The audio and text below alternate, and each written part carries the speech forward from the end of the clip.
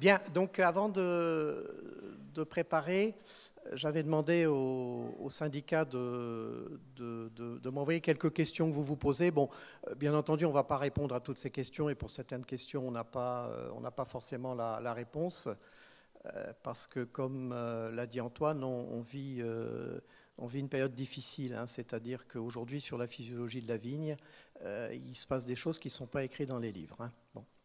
Donc il faut le savoir, ce qui fait qu'on est confronté à des situations où on n'a pas forcément des explications. Bien, je passe. Alors en tant que physiologiste, si vous voulez, quand on parle, nous, de changement climatique, ce qui nous intéresse pour vous aider aujourd'hui, alors bien sûr, il faut en recherche préparer les années qui viennent, mais ce qui nous intéresse, c'est de vous aider aujourd'hui avec les problèmes que vous avez aujourd'hui, avant que les exploitations disparaissent.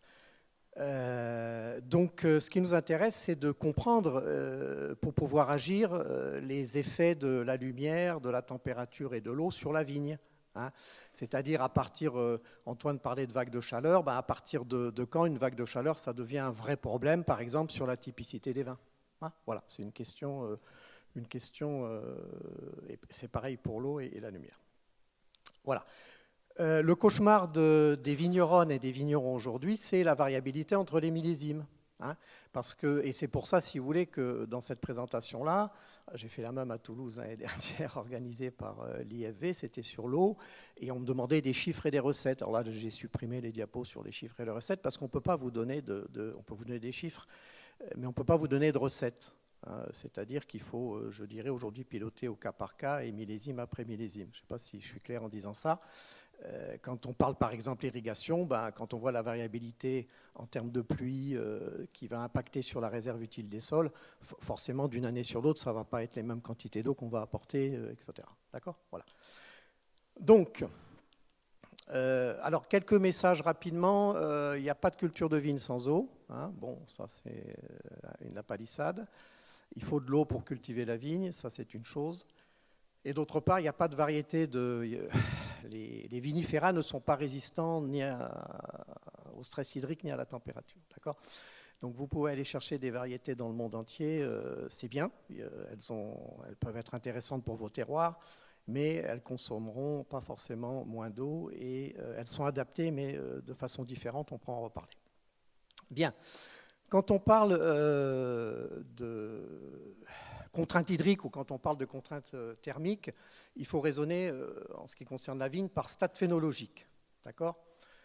Alors, puisque Chantal me dit qu'il faut que je parle d'irrigation, bon, parlons un petit peu d'irrigation. Si aujourd'hui on doit irriguer la vigne, ce n'est pas entre deux dates fixées par l'administration. C'est en fonction des besoins de la vigne. C'est-à-dire qu'il faut réfléchir à l'irrigation de la vigne depuis avant le débourrement jusqu'au post-vendange. D'accord ? Parce que si la réserve utile du sol n'a pas été rechargée avant le débourrement, eh bien on va avoir des irrégularités de débourrement d'une part et d'autre part, ça va impacter les rendements. D'accord ? Donc ça se raisonne par rapport au fonctionnement de la vigne. Voilà. Alors l'eau, bien sûr, la vigne transpire 98% de l'eau. Je vais boire un petit peu d'eau justement en parlant d'eau. Entre deux verres de vin. J'adore vos rosés, entre parenthèses. Mais c'est vrai en plus. Là, je perds du temps. Donc, ouais. Donc je passe rapidement. La vigne transpire pour se refroidir. Et les variétés qui régulent en fermant leurs stomates, les feuilles chauffent. Alors, c'est pas mieux, vous voyez, donc il y a toujours un revers de la médaille. Bon, ça passe un peu trop vite, là. On peut vous donner la formule qui vous permet de calculer la consommation en eau de votre vignoble. Alors, c'est en fonction de la surface foliaire et du rendement. Mais en moyenne, il faut 250 à 350 litres d'eau au vignoble, je ne parle pas en cave, hein, pour produire 1 litre de mou. Alors, on peut vous donner les formules. On a publié avec Anne dans la revue des œnologues, mais on peut vous l'envoyer si vous voulez. Attention, il faut le calculer. Ce sont des estimations qu'il faut calculer, que vous pouvez donc calculer dans vos propres vignobles parce que ça dépend des rendements et de la surface foliaire. Et comme ça a été dit tout à l'heure, il y a la vigne transpire, mais il y a aussi l'évaporation du sol. D'accord ? Donc là, j'ai donné un chiffre moyen. Voilà, 70% de l'eau est perdue par transpiration et le reste s'est évaporé. Voilà. Bien, système de conduite. On parlait justement des appellations et du cahier des charges. En gros, si vous voulez, sécheresse égale réflexion sur densité de plantation et taille du système de conduite. Donc il y a des petits systèmes de conduite et des grands systèmes de conduite.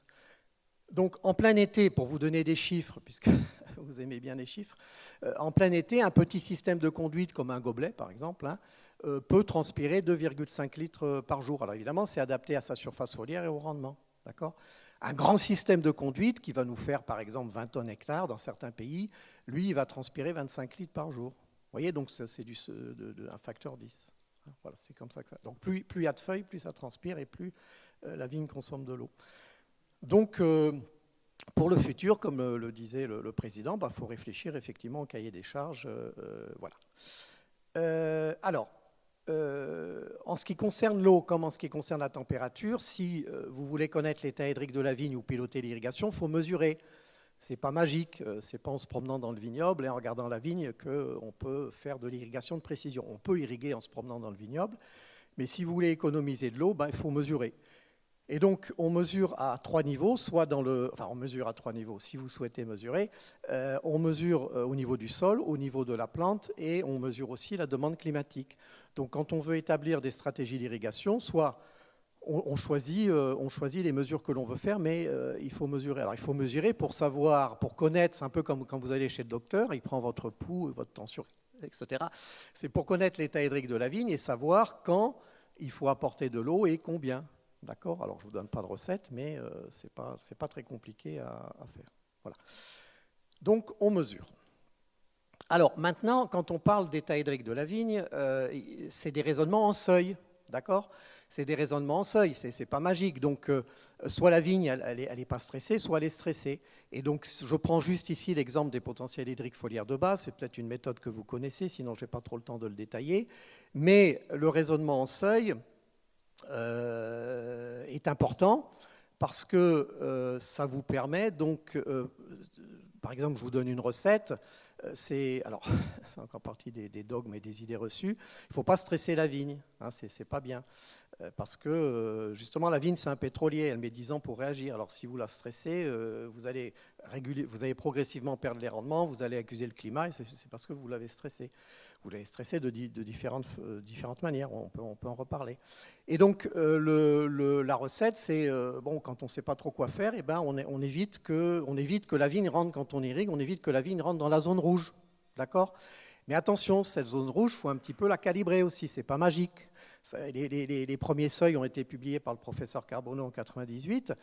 On a fait des essais sur une combinaison hyper performante qui est Grenache sur 110 Richter dans les Pyrénées-Orientales, où on a vu que le seuil de -0,6, -0,8, qui est le seuil de stress, on l'a repoussé jusqu'à -1. Enfin, c'est la vigne qui l'a repoussé jusqu'à -1 à cause de cette combinaison performante. Hein. Donc on a eu des chargements en sucre dont je vais parler dans 2 minutes, qui fonctionnaient très bien à des niveaux de ce que nous on considère comme des niveaux de stress. Donc ça dépend aussi du cépage et du porte-greffe. Voilà, allez, je passe rapidement, je n'ai pas beaucoup de temps. Alors la vigne, elle est, comme je vous dis, elle n'est pas résistante, mais elle est capable de s'adapter. Et ça, c'est des courbes qui sortent des travaux d'Anne et de ses collègues, où on parle de la fraction d'eau du sol transpirable. Bon, je ne vais pas rentrer dans les détails, mais ce qui est intéressant, c'est de voir que pour que la vigne rentre dans une contrainte hydrique modérée, eh bien, la réserve utile du sol doit se vider. Enfin, il faut que la réserve utile du sol descende jusqu'à 80% pour qu'on rentre dans une contrainte hydrique modérée. Alors ça, c'est une bonne nouvelle. C'est-à-dire qu'il faut de l'eau, mais il n'en faut pas beaucoup. Voilà, c'est l'idée. D'accord ? Alors derrière tout ça, il y a la profondeur de l'enracinement et le fonctionnement du système racinaire. Ça, c'est autre chose, et c'est une autre histoire, et c'est compliqué, mais c'est important. Donc le sol et les racines sont 2 éléments extrêmement importants sur le fonctionnement de la vigne, que généralement l'on néglige parce qu'on ne s'occupe que de la partie aérienne. C'est clair ça ? Oui. Allez, on continue. Donc, autre élément physiologique de raisonnement, alors ce n'est pas pour montrer la complexité, mais c'est pour montrer simplement, et c'est pour ça que je parlais des stats phéno, eh bien, en fonction de la réserve utile du sol, de la teneur en eau du sol, n'est-ce pas, et relié ou non, relié à l'état hydrique de la vigne, relié à l'état hydrique de la vigne, et en fonction du stade phéno, eh bien, les organes de la vigne ou le fonctionnement de la vigne ne va pas réagir au même niveau de contrainte, si je peux le présenter comme ça. C'est-à-dire que de débourrement à floraison, il faut vraiment éviter les stress et il faut ne pas dépasser un certain niveau de contrainte hydrique modérée moyen, d'où l'intérêt du pilotage de l'irrigation par endroit, parce que sinon on affecte la différenciation des bourgeons latents, donc on affecte la récolte de l'année suivante. Vous voyez ? Et ça dépend du niveau de remplissage du sol. Quand maintenant le sol il continue à se vider dans la saison, surtout s'il ne pleut pas, comme on l'a vu, les autres organes qui vont être affectés au fur et à mesure que le sol se vide, c'est par exemple la croissance des feuilles, la croissance des rameaux primaires, des rameaux secondaires. La conductance somatique et la photosynthèse, vous voyez, sont affectés bien plus tard. D'accord ? Donc c'est comme ça que fonctionne la vigne. Donc suivant le niveau de contrainte hydrique et le niveau de remplissage du sol, ce n'est pas les mêmes fonctions qui sont affectées. Donc on en tient compte pour le pilotage de l'irrigation en fonction du stade phéno aussi. Ça va ça ? Bon. On continue. Alors les recettes, les voilà. Donc de débourrement à floraison, il faut rester quand même dans des contraintes hydriques très très modérées. Sinon on affecte les rendements de l'année suivante aussi. Et les rendements de l'année. Bon, de floraison à véraison, là on peut choisir entre contraintes modérées ou contraintes un peu plus fortes. Et les Australiens se servent de ça pour piloter le volume du fruit. On va le voir dans 2 minutes. Et de véraison à maturation, là, soit on reste dans la contrainte modérée, vous savez, la fameuse contrainte hydrique modérée, on concentre un peu, c'est bon pour la qualité, enfin pour les rosés, j'en sais rien, on pourra en reparler. Et si malheureusement il n'y a pas d'eau et que la vigne rentre en stress, là on est entre les mains de Dieu. Voilà. Et donc on récolte ce qu'on a. Voilà. C'est comme ça, je ne peux pas ici vous promettre des choses miraculeuses. Bon, en ce qui concerne l'eau et la température, quand on parle de maturation du raisin, pour moi la maturation du raisin elle commence à la nouaison. Pourquoi ? Parce qu'avant la véraison, il y a des composés très importants qui sont fabriqués par la baie, comme les tanins, les acides organiques, certains précurseurs aromatiques. Et si à ce niveau-là, donc durant la croissance herbacée, il y a des stress hydriques et thermiques, et qu'on contrôle le stress hydrique, on peut éventuellement jouer avec l'irrigation. Le stress thermique, bonjour l'ambiance, parce que ça vient se superposer. Donc là, on est en train de découvrir la vie, et elle n'est pas agréable à ce niveau-là, comme c'est très bien présenté. Bon, on peut donc affecter la biosynthèse de ces composés, puis après, c'est fini, c'est pas récupérable. Donc attention au stade de croissance herbacée. Alors bien sûr, après, durant le stade de maturation, c'est pareil, il faut faire aussi un petit peu attention. Bon, quelque chose peut-être que vous connaissez un petit peu moins. Là, ce que je vais vous présenter, c'est les dynamiques d'accumulation de sucre par baie. Alors, ça n'a rien à voir avec la concentration en sucre. La concentration en sucre, c'est le pourcentage d'alcool, le Brix, etc. Bon. Donc, je vous montre comment la baie, elle marche. D'accord ? Et quel que soit le cépage, ça marche comme ça. Bon, j'y peux rien, c'est la génétique, c'est Dieu, c'est pas moi. Donc, à partir de la véraison, qui est le ramollissement du fruit, la baie, elle charge des sucres. Vous le savez, la véraison, c'est le ramollissement du fruit, c'est pas la coloration. Et donc, la baie, elle charge du sucre. Et la baie, elle charge du sucre jusqu'à peu près, c'est génétique, 10% en alcool, 10-11% en alcool, pas plus. Voilà, c'est comme ça. Et donc, depuis qu'on sait ça, c'est les travaux de l'INRA de Montpellier, bon, ça fait 15 ans, donc on maîtrise quand même un peu. Depuis qu'on sait ça, on divise la période de maturation en 2 étapes, avant et après le plateau de chargement en sucre. D'accord ? Alors, donc, ici, en principe, en moyenne, si vous aimez les chiffres, je vous en donne encore, depuis le début du ramollissement du fruit jusqu'au plateau de chargement en sucre, il faut à peu près une trentaine de jours. Alors ça dépend, parce que c'est là où le climat peut faire que ça s'accélère un peu. Bien, pendant que en même temps que la baie charge des sucres, je suis caricatural, elle augmente son volume. Et normalement, au plateau de chargement en sucre, en théorie, par baie, le volume a doublé. Et ensuite, à partir du plateau de chargement en sucre, les connexions entre la plante et la baie sont interrompues, donc il n'y a plus rien qui rentre. Je fais court.